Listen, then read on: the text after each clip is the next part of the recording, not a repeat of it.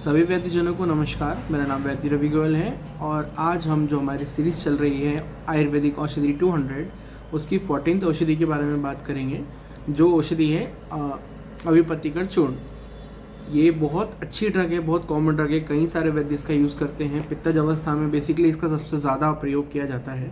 लेकिन अगर इसके कंटेंट्स को देखा जाए तो उसमें त्रिफला, त्रिकटु, दालचीनी और दालचीनी नहीं, तेज पत्ता, इलायची, ऐसे निशोद और मिश्री मेनली ये स्पेशल ड्रग्स हैं इसके। और अगर आप देखेंगे तो त्रिकटु जैसे उष्ण ड्रग भी इसमें हैं जो इसको पाचन गुण भी देते हैं। साथ में इसमें बहुत ज़्यादा मात्रा में मिश्री मिली हुई है, लगभग 60 गुना के आसपास। 60 लगभग, मतलब बाकी चीज़ें अगर 10 तोला है, लगभग 6 गुना मिश्री इसमें मिली हुई है। और निशोद की मात्रा इसमें लगभग 4 गुना रहती है। तो निशोद इसमें जो है वो विरेचन गुण लेके आता है और मिश्री जो है वो पित्त का शमन करने का गुण इसमें लेके आती है और इस पूरे योग को थोड़ा सा शीत वीर्य की तरफ लेके जाती है। लेकिन अभिपत्तिकर चूर्ण ऐसा ड्रग है जिसको अगर आप अवस्था के अकॉर्डिंग, अपनी युक्ति के अकॉर्डिंग अलग अलग टाइम पे अलग अलग तरीके से यूज़ करते हैं तो ये बहुत सारे अलग अलग रिजल्ट आपको देती है। जैसे अगर जहाँ पे पित्त की अवस्था के साथ में पाचन आपको करवाना है तो इसको खाने के पहले आप थोड़ी सी ज़्यादा मात्रा, लगभग 2-2.5 ग्राम की मात्रा में अगर इसको देते हैं तो ये पाचन भी करती है, साथ में पित्त को बढ़ने भी नहीं देती है। ऐसे ही अगर इसको आप खाने के बाद अगर ज़्यादा मात्रा में देते हैं तो ये पित्त का शमन बेसिकली करती है। रात को अगर इसको 5 ग्राम की या 1 चम्मच की मात्रा में अगर आप देते हैं तो ये विरेचन गुण ज़्यादा लेके आती है। अगर आपको पित्त का शमन करना है और विरेचन नहीं करवाना है पेशेंट को, तो फिर उस केस में आप इसको भोजन के पहले, भोजन के बाद, दोनों में अगर 1-1 ग्राम की मात्रा में या कम मात्रा में अगर आप इसका प्रयोग करते हैं तो ये पित्त का शमन भी करेगी, पाचन भी करेगी और भोजन जो है विरेचन गुण इसका वहाँ पे ज़्यादा आपको नहीं दिखता है। कई बार पेशेंट ऐसा आपको कंप्लेन करता है कि इससे ज़्यादा अतिसार लग रहे हैं। नॉर्मली ऐसा कई बार नहीं देखने को मिलता है, लेकिन कुछ जिनके कोस्ट बहुत अवर्स होता है, बहुत पित्त प्रधान जिसमें ऑलरेडी रहता है, तो कई बार विरेचन बहुत जल्दी लग जाते हैं। तो ऐसे केसेस में आप इसको अर्ली कम मात्रा में भोजन के पहले या और भोजन के बाद में देते हैं तो फिर विरेचन जो है वो इसमें नहीं होता है और बहुत बढ़िया तरीके से इसका प्रयोग मिलता है। लगभग सभी व्याधियों में इसका प्रयोग कर सकते हैं। उन व्याधियों में लेकिन पित्त का लक्षण साथ में मिलना चाहिए, जैसे पेट में जलन, सीने में जलन होना। पित्त, जैसे मैं कई बार बात की है कि पित्त की वृद्धि 2 प्रकार से हम लोग देखते हैं, साम पित्त, निराम पित्त। और ये इतना अच्छा ड्रग है कि ये दोनों अवस्थाओं में आप इसका प्रयोग कर सकते हैं। दोनों अवस्थाओं में ये आपको फ़ायदा करता है। अगर इसको आप शीतल जल के साथ खाने के पहले देते हैं तो ठंडे पानी के साथ देते हैं तो ये पित्त का शमन ज़्यादा अच्छे से करता है। और अगर उष्ण जल के साथ अगर आप इसको देते हैं तो ये पाचन गुण ज़्यादा अच्छे से आपको प्रोवाइड करता है। इसको अगर आप खुद अपने पास से बनाते हैं तो आप व्यक्ति विशेष और रोगी विशेष के हिसाब से आप इसको बना सकते हैं। अगर आप इसमें विरेचन गुण नहीं चाहते हैं तो निशोद की मात्रा को कम कर सकते हैं।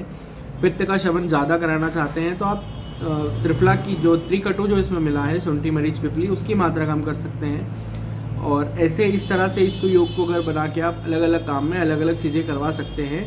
और खुद की मेडिसिन होने का यही फ़ायदा होता है कि अपने पास से आप कैसे भी उसका प्रयोग कर सकते हैं। ये ड्रग बहुत अच्छा है। इसको आप जो बेसिकली अगर हाइपरटेंशन के पेशेंट में जहाँ पे वात पित्त की अवस्था देखने को मिलती है, वहाँ पे अगर आप इसका प्रयोग करते हैं तो ये बीपी को भी कम करने में काम करता है। इसमें हरित की और जो त्रिफला की कंटेंट मिले हुए हैं वो वात का अनुलोमन करने में भी बहुत अच्छे से इसमें काम करते हैं। कई बार वात के केसेस में आप इसका प्रयोग करते हैं जहाँ पे वात प्रधान पित्त होता है, जहाँ वात की प्रधानता है लेकिन पित्त का अनुबंध है। ऐसे केसेस में विड लवण का प्रयोग इसमें ऐड करके बताया गया है कि विड लवण को इसमें अगर ऐड करके इसका प्रयोग करवाते हैं खाने के पहले तो ये साथ में वात का अनुलोमन भी करता है और वात के कारण अगर पित्त की दृष्टि हो रही है तो उसको भी बैलेंस करता है। तो इस तरह से इसका अलग अलग प्रयोग आप कर सकते हैं। प्योर पित्तज अवस्था आपको देखने को मिल रही है तो वहाँ पे भी इसका प्रयोग आप अलग योगों में कर सकते हैं।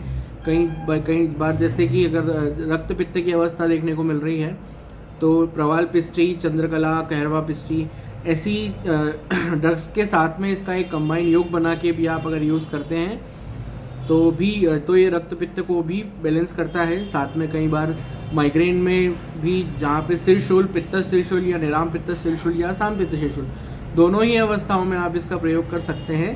निराम पित्त की अवस्था होती है तो वहाँ पे आप कामदुधा प्रवाल पिष्टी के साथ में इसको ऐड कर सकते हैं। साम पित्त की अवस्था होती है तो वहाँ पे आप स्वर्णमाक्षी सूट शेकर जैसे ड्रग्स के साथ इसको ऐड कर सकते हैं। तो ये दोनों ही कंडीशन में माइग्रेन में भी बैलेंस वहाँ पे लेके आता है। ये कल्प जो है वैसे तो उदर रोग का है, तो उदर रोग में जहाँ जहाँ पे भी अम्ल पित्त की अवस्था है वहाँ पे इसका सबसे सटीक और सही रिजल्ट होता है।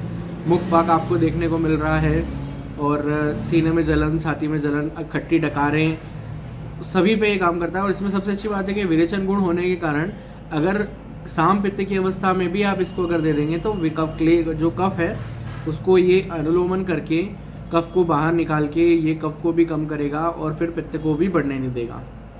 तो इस तरह से ये ड्रग बहुत बढ़िया काम करता है। और अगर इसके कर्मों को अगर आप देखेंगे तो आमाशयगत जो भी वहाँ पे मल है चाहे पित्त है उसको ये पक्वाशयगत कर देता है और फिर उससे अनुलोमन होके पित्त का जो है वो रेचन हो जाता है जो पे। और मॉर्निंग में जब वात का अपान काल आता है तो उस समय फिर विरेचन गुण इसका देखने को मिलता है। इसलिए रात को अगर इसको आप देते हैं तो आमाशय से पक्वाशयगत ये रात को लेके जाएगा और मॉर्निंग में इससे विरेचन गुण होके वो पित्त का जो है वो विरेचन हो जाता है। तो इस तरह से ये ड्रग बहुत अच्छे से आप यूज़ कर सकते हैं। इसी मतलब ये मैंने नॉर्मली आपको बता दिया कि कहाँ पे लक्षण देखने को मिल सकता है। अलग अलग व्याधियों में जब भी ये लक्षण साथ में मिलते हैं तो फिर इसका प्रयोग करने से व्याधि में भी रिलीफ मिलता है और इन लक्षणों में भी रिलीफ मिलता है। तो ये बेसिकली पूरा था अभिपत्तिकर चूर्ण। बहुत ज़्यादातर लोग इसके बारे में काफ़ी कुछ समझते हैं, जानते हैं, लेकिन इसका यूज़ एक ज़रूर इसमें कॉन्ट्राइंडिकेशन रहता है कि जहाँ पे भी अगर मंदता ज़्यादा है, जहाँ पे प्रवाहिका जैसे लक्षण है, जहाँ पे सामता ज़्यादा है, वहाँ थोड़ा सा इसको अवॉइड करना चाहिए क्योंकि इसमें एक तो विरेचन गुण है, दूसरा पित्त का शमन करने वाले गुण हैं। तो वहाँ पे पहले आप पाचन करें, उसके बाद ऐसे ड्रग्स का प्रयोग करने से फ़ायदा मिलता है। दूसरी चीज़, पित्त का अगर कोई रोल नहीं है किसी की बॉडी में, कफ की प्रधानता ज़्यादा है, तो फिर इसकी जगह दूसरे ड्रग्स बहुत अच्छे हैं जो फर्स्ट प्रायोरिटी बन जाते हैं देने को। आप इनको भी दे सकते हैं, बहुत ज़्यादा प्रवाहिका ना हो तो, लेकिन जहाँ पित्त का रोल हो वहीं इसका प्रयोग करने में आपको बेस्ट रिजल्ट देखने को मिलता है। तो माइग्रेन में, त्रिशूल में और हाइपरटेंशन में और पांडु में और उदर शूल में, उदर रोगों में, इन सभी अवस्थाओं में बेसिकली इसका प्रयोग बहुत अच्छा है। लक्षण क्या होने चाहिए इन व्याधियों में यूज़ करने के, वो आपको मैं बता चुका हूँ। तो उम्मीद है कि आपको सबको समझ में आया हो। इससे रिलेटेड कोई क्वेश्चन है तो आप कमेंट बॉक्स में डाल सकते हैं और मैं कोशिश करूँगा कि सभी के रिप्लाई प्रॉपर दे पाऊँ। और कोई पर्टिकुलर अगर औषधि के बारे में आप अगर नेक्स्ट वीडियो चाहते हैं तो उस औषधि को भी आप कमेंट बॉक्स में डाल सकते हैं। तो सभी को नमस्कार, आज के लिए इतना ही। नमस्कार।